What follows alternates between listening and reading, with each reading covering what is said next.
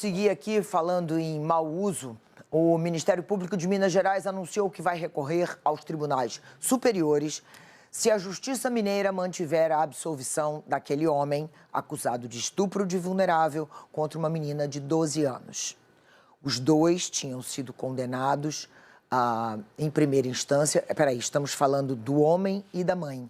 A mãe também. A mãe tinha sido condenada em primeira instância, mas os desembargadores mineiros absolveram os dois réus, o estuprador e a mãe da menina, alegando que havia um vínculo afetivo da vítima com o agressor. A gente sabe que isso é impossível, porque pela lei brasileira, pela Constituição brasileira, você não pode, uma menina de menos de 14 anos não tem condição de escolher um vínculo afetivo.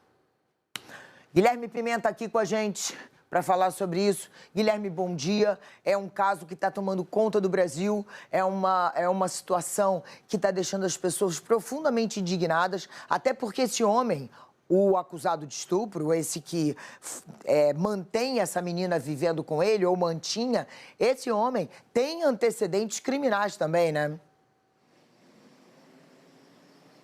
Oi, Leilani, exatamente. Ele tem uma ficha criminal extensa com envolvimento de tráfico de drogas, entre outros crimes. Além disso, também já teve ocorrências de outros tipos de abusos sexuais envolvendo outras vítimas. A gente fala ao vivo da sede administrativa do governo do estado de Minas Gerais, onde trabalha o vice-governador aqui do estado, Matheus Simões, do PSD, que se reuniu ontem com o presidente do Tribunal de Justiça de Minas Gerais. Nessa reunião, eles trataram sobre essa decisão do desembargador Magid Lauer a respeito da absolvição desse homem de 35 anos e cobrou do presidente do Tribunal de Justiça celeridade no processo administrativo que apura as circunstâncias dessa decisão. O presidente explicou que uma sindicância foi aberta e que existe um prazo regular para exercer a defesa do magistrado. O TJ que também recebeu denúncias de que o magistrado teria sido autor de tentativa de abuso sexual contra o sobrinho. Na época, esse sobrinho tinha 14 anos de idade. E também uma outra denúncia envolvendo duas ex-funcionárias que trabalhavam na casa da família do magistrado. A gente fala então a respeito dessa decisão do Ministério Público de recorrer aos tribunais superiores. Quem sustenta essa decisão, Leilani, é o procurador de Justiça André Ubaldino.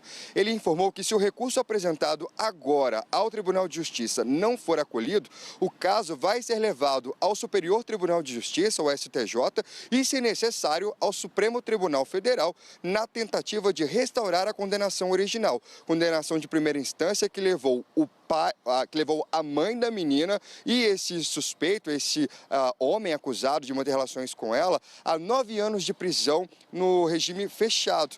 Isso nessa tentativa aí de reverter ou de mudar a pena, a defesa dos dois levou o caso à segunda instância e conseguiu essa absolvição. Os dois haviam sido condenados então a 9 anos e 4 meses de prisão. O relator do caso entendeu que havia entre o homem e a menina um vínculo afetivo consensual e por isso voltou pela absolvição dele e foi acompanhado por outro desembargador. Uma terceira integrante da Câmara voltou contra a absolvição, mas ela ficou vencida, já que a Câmara é composta por apenas 3 desembargadores em decisões desse caso. Para o Ministério Público, a decisão representa um grave retrocesso. O procurador afirma que o argumento de que a menina já teria tido relações anteriores não pode ser usado para relativizar o crime, até porque se ela foi vítima de estupro de novo, é como se essa decisão, no entendimento do MP, naturalizasse o estupro consecutivo, né? Porque ela foi estuprada uma vez, ela pode ser estuprada outras vezes, já que a gente está falando aqui de estupro de vulnerável. Pela lei brasileira, então, o entendimento é esse, como você antecipou aí no estúdio, Leilani. Qualquer relação consensual, qualquer relação sexual com um menor de 14 anos é considerada estupro de vulnerável e não depende da concessão da vítima, né? Não, mesmo se houver um relacionamento anterior ou existência aí de qualquer outro tipo de vínculo. O próprio Superior Tribunal de Justiça já consolidou esse entendimento em diversas decisões. Mesmo assim, o relator afirmou que o caso teria peculiaridades que permitiriam não aplicar automaticamente esse entendimento.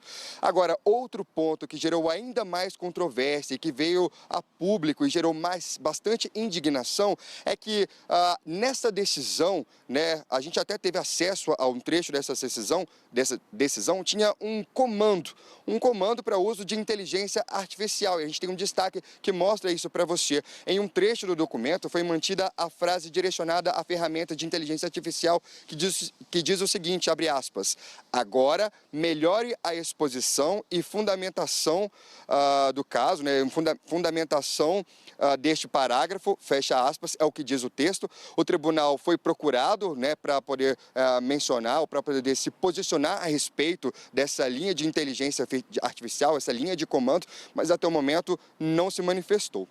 Depois da absolvição, a Corregedoria do Conselho Nacional de Justiça abriu um procedimento para apurar a decisão.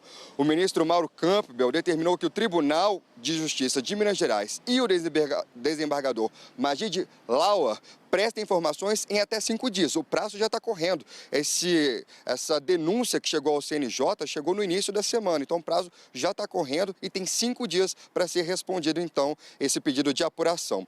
O caso também chegou à Comissão de Direitos Humanos da Assembleia Legislativa de Minas Gerais, onde uma das deputadas recebeu a denúncia, né, de casos de abuso que teriam sido cometidos por esse desembargador anos atrás. Segundo as investigações, a adolescente, essa agora de 12 anos, morava com um homem de 35 anos, com autorização da mãe, e tinha deixado de frequentar a escola. Então, esse homem foi preso em flagrante em abril de 2024. E na delegacia, então, suspeito, ele admitiu que mantinha relações sexuais com a adolescente. Em novembro do ano passado, veio a condenação em primeira instância. Agora, com a absolvição em segunda instância, o Ministério Público tenta rever a decisão e voltar para a condenação que foi proferida em novembro do ano passado. Se isso não acontecer, se essa decisão não for revertida ainda em âmbito estadual e subir para esferas superiores, o que diz o Ministério Público? Que o julgamento pode ter impacto não só sobre esse processo, mas sobre a interpretação da lei em casos envolvendo crianças e adolescentes em todo o país. Mas a gente já deixa claro, essa jurisprudência não é nova. Já tinham decisões anteriores, entendimento do STJ a respeito desse caso, e ela já seria válida para essa decisão que foi controversa na avaliação dos juristas e da população de todo o país. Leilane, eu volto com você.